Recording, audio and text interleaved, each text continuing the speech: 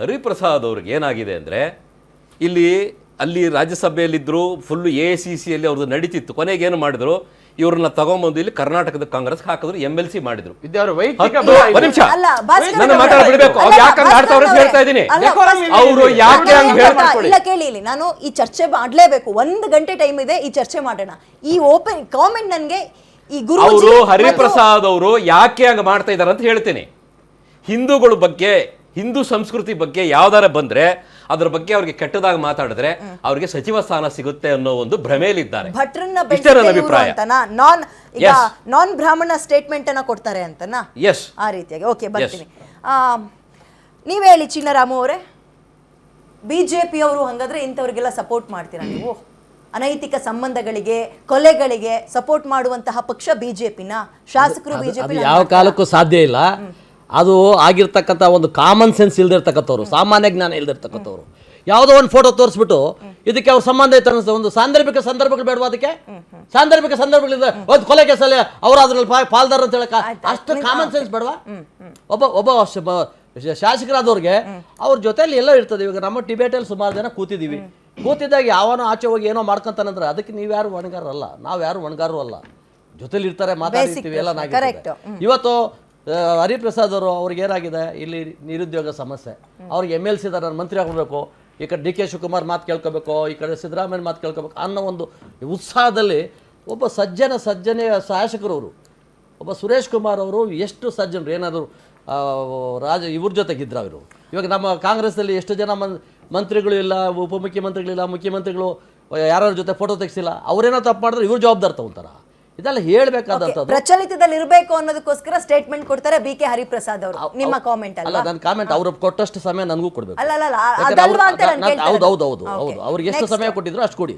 ನಾನು ಅವ್ರ ಜೊತೆ ಮಾತಾಡೋಕೆ ನಾನು ಸೈಲೆಂಟ್ ಅಲ್ಲ, ನಾನು ನಿಮ್ಮ ಮಾತಿನ ಅರ್ಥ ಹಿಂಗ ಅಂತ ಕೇಳಿ. ಹೌದು, ನಿಜಾನೇ. ಇವತ್ತು ಒಬ್ಬ ಸಜ್ಜನ ಶಾಸಕರನ್ನ ನೀವು ಯಾವ ರೀತಿ ಗುರುತಿಸ್ತಾ ಇದ್ದೀರಿ ವಿಧಾನಸಭೆಯಲ್ಲಿ, ನೀವು ವಿಧಾನ ಪರಿಷತ್ತಲ್ಲಿ ಈ ರೀತಿ ಎಲ್ಲ ಮಾತಾಡ್ತಕ್ಕಂಥದ್ದು, ಅದು ಘನತೆ ಇದೆಯಾ? ಅದಕ್ಕೆ ಆ ಮಾತಿನ ಘನತೆ ಏನಾದ್ರು ಎತ್ತಿ ಹಿಡಿಯೋಂಥದ್ದು ಆಗ್ತದೆ? ಅದು ಸಾಧ್ಯನಾ? ಒಂದು ಕೊಲೆ ಅಂದ್ರೆ ಅದಕ್ಕೊಂದು ಹ್ಯಾಂಗಲ್ ಇರ್ತದೆ. ಆ ಕೊಲೆನ ಯಾವ ರೀತಿ ಬಿಂಬಿಸ್ಬೇಕು, ಯಾವ ರೀತಿ ಸಾಂದರ್ಭಿಕವಾದಂಥ ಸಾಕ್ಷಿಗಳಿರ್ತವೆ. ಆತ ಕೊಲೆ ಮಾಡಿದ್ರೆ ಆತ ತಪ್ಪು, ಜೈಲ್ಗೆ ಹೋಗ್ಲಿ. ಇವತ್ತು ಹೋಗಿದ್ದಾರೆ ಜೈಲ್ಗೆ, ಹೋಗ್ಕೊಳ್ಳಿ. ಯಾರಾದ್ರೂ ಅದನ್ನ ಪರವಾಗಿ ಸರ್ಕಾರ ಇದೆ, ತನಿಖೆ ಮಾಡಿ. ಸರಿ, ಇವತ್ತು ನೀವು ತನಿಖೆ ಮಾಡೋದಕ್ಕೆ ನಮ್ದೇನು ಅಭ್ಯಂತರ ಇಲ್ಲಲ್ಲ.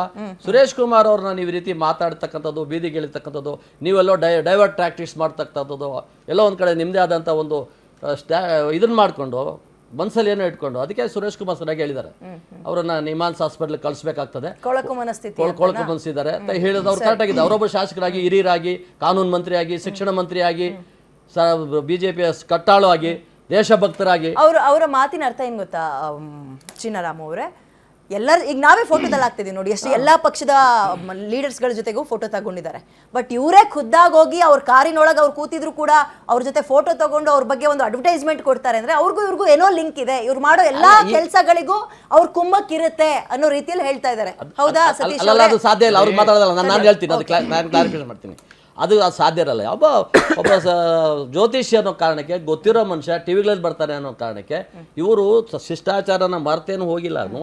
ನೋಡಿದ್ರು, ಮಾತಾಡಿದ್ರು. ಅದೊಂದು ಸಜ್ಜನಿಕೆ. ಅದೇ ಸಜ್ಜನಿಕೆ ಅನ್ನೋದು ಸುರೇಶ್ ಕುಮಾರ್ ಅವ್ರನ್ನ. ಅವ್ರು ಇಳಿದು ಹೋಗ್ಬಿಟ್ರು, ಅವ್ರ ಜೊತೆ ಮಾತಾಡ್ಬಿಟ್ರು, ಅವ್ರ ಕೆಳಗೆ ಇಳಿಲಿಲ್ಲ. ಇವೆಲ್ಲ ಆರೋಪಗಳು, ಅದು ಮಿಥ್ಯ ಆರೋಪಗಳು, ಅದು ಸರಿ ಇಲ್ಲದ ಆರೋಪಗಳು, ಮತ್ತು ಅದು ಕಾಮನ್ ಸೆನ್ಸ್ ಇಲ್ಲದೆ ಇರ್ತಕ್ಕಂಥ ಆರೋಪಗಳು. ಅಂತ ಆರೋಪಗಳನ್ನು ಮಾಡೋದಕ್ಕಿಂತನೂ ಏನು ವಾಸ್ತವ ಇದೆ. ಇವತ್ತು ಇವ್ರು ಕೊಲೆ ಮಾಡಿದಾನ, ಎಷ್ಟು ದಿವಸದಿಂದ ಆಕೆ ಜೊತೆ ಅನೈತಿಕ ಸಂಬಂಧ ಇತ್ತು, ಮತ್ತೆ ಅವ್ರ ಬಗ್ಗೆ ಏನೇನು ನಡೆದಿತ್ತು, ಅವರೇ ಖುದ್ದಾಗಿ ಬಂದು ಕೊಲೆ ಮಾಡಿರೋದಕ್ಕೆ ಸಾಕ್ಷ್ಯ ಆಧಾರಗಳು ಟಿವಿನಲ್ಲೂ ನೋಡಿದ್ದೀವಿ, ನಾವು ಅಲ್ಲಿ ಗಮನಿಸಿದ್ದೀವಿ. ಆತನ ಜೈಲ್ಗೆ ಹೋಗ್ತಾರೆ. ನಿಮ್ಮದು ಸರ್ಕಾರ ಇದೆ, ಸರಿಯಾದ ರೀತಿಯಲ್ಲಿ SIT ಮಾಡಿಬಿಡಿ, CBIಗೆ ಹಾಕ್ಬಿಡಿ, CODಗೆ ಹಾಕ್ಬಿಡಿ. ನಿಮ್ಮನ್ನ ಯಾರಾದ್ರೂ ಬೇಡ ಅಂತಾರ? ನಿಮ್ಮನ್ನ ಬೇಡ ಅನ್ನೋ ಚಾನ್ಸೇ ಇಲ್ಲ. ಉಮೇಶ್ ಅವರೇ, ನಿಮ್ಮ ಫಸ್ಟ್ ಓಪನಿಂಗ್ ಕಾಮೆಂಟ್ ನೋಡಿ. ಒಬ್ಬ ರಾಜಕಾರಣಿಗಳ ಜೊತೆ ಒಬ್ಬ ಸೆಲೆಬ್ರಿಟಿ ಇರುವಂಥದ್ದು ಅಥವಾ ಒಬ್ಬ ಜ್ಯೋತಿಷ್ಯ ಇದ್ದ ತಕ್ಷಣ ಅದಕ್ಕೆ ಎಲ್ಲಕ್ಕೂ ರಾಜಕಾರಣಿಗಳೇ ಹೊಣೆ ಅನ್ನೋದು, ಅಥವಾ ಇನ್ಯಾರೋ ಜೊತೆಲಿ ಇರೋಂಥವ್ರು ಹೊಣೆ ಮಾಡುವಂಥದ್ದು ಬಹಳ ತಪ್ಪು. ಇವರು ಹರಿಪ್ರಸಾದ್ ಅವರ ಮನಸ್ಥಿತಿ ಇವತ್ತಿನಿಂದಲ್ಲ, ಬಹುಶಃ ಹಿಂದೂ ಧಾರ್ಮಿಕ ಭಾವನೆಗಳನ್ನು ಕೆದ್ಕೊಂಥದ್ದು, ಹಿಂದೂ ಧಾರ್ಮಿಕ ಭಾವನೆಗಳಿಗೆ ಧಕ್ಕೆ ತರುವಂಥ ಸ್ಟೇಟ್ಮೆಂಟ್ಗಳನ್ನು ಬಹಳ ಕಾಲದಿಂದ ಕೊಡ್ತಾ ಇದ್ದಾರೆ. ಅವರಿಗೊಂದು ಸ್ವಲ್ಪನೂ ಗೌರವ ಇಲ್ಲ. ಯಾರ ಮೇಲೆ? BJP ಅವ್ರ ಮೇಲೆ ಆಗಲಿ, ಹಿಂದೂ ಕಾರ್ಯಕರ್ತರ ಮೇಲೆ ಆಗಲಿ ಭಾಳ ಅಸಡ್ಡಿಂದ ನಡ್ಕೋತಾರೆ.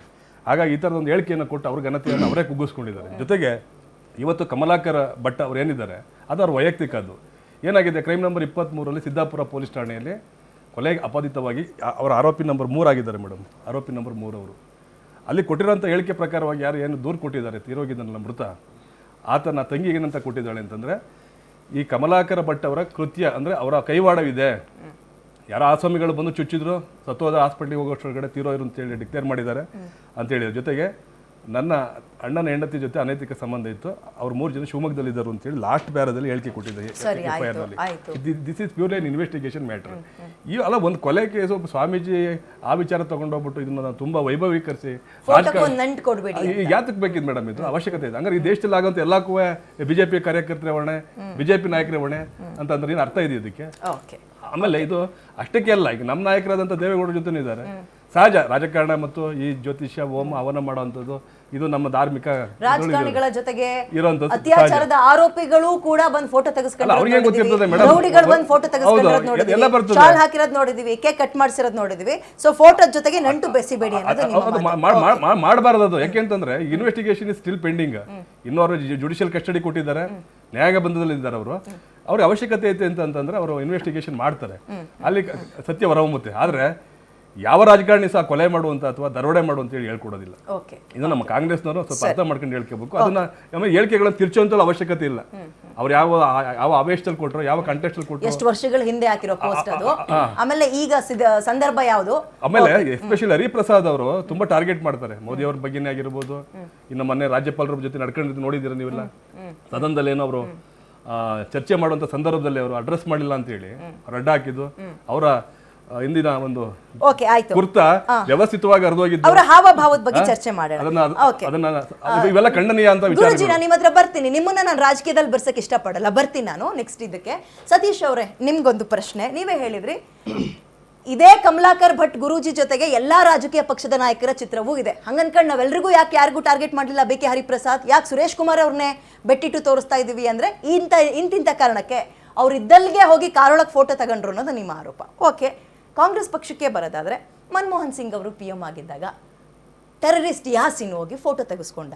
ಸುರೇಶ್ ಕುಮಾರ್ ಅವ್ರ ಥರ ಅವ್ರು ಯಾವುದೋ ಒಂದು ಪೆಟ್ರೋಲ್ ಬಂಕಲ್ಲೋ, ಪಾನಿಪುರಿ ಅಂಗಡಿಲೋ, ಅಥವಾ ನಮ್ಮ ಬೆಂಗಳೂರಿನ ವಿದ್ಯಾರ್ಥಿ ಭವನದಲ್ಲೋ, CTRನಲ್ಲೋ ಯಾವುದೋ ಒಂದು ಮಾಲ್ನಲ್ಲಿ ಹೋಗಿ PM ಸಿಗಲ್ಲ ಫೋಟೋ ತೆಗೆಸ್ಕೊಳ್ಳೋಕ್ಕೆ. PM ಮನೆಗೆ ಹೋಗಿ ಫೋಟೋ ತೆಗೆಸ್ಕೊಳ್ತಾರೆ. ಅಂದು ಮಾತ್ರಕ್ಕೆ ಇಡೀ ಕಾಂಗ್ರೆಸ್ ಪಕ್ಷ PM ಹಾದಿಯಾಗಿ ಟೆರರಿಸ್ಟ್ಗಳಿಗೆ ಸಪೋರ್ಟ್ ಮಾಡುತ್ತೆ ಅಂತ ನಾವು ಹೇಳ್ಬೋದಾ? ಆಯ್ತು, ಈಗ ಒಂದು ಡಿಸ್ಕಷನ್ ಮಾಡ್ಬಿಡೋಣ.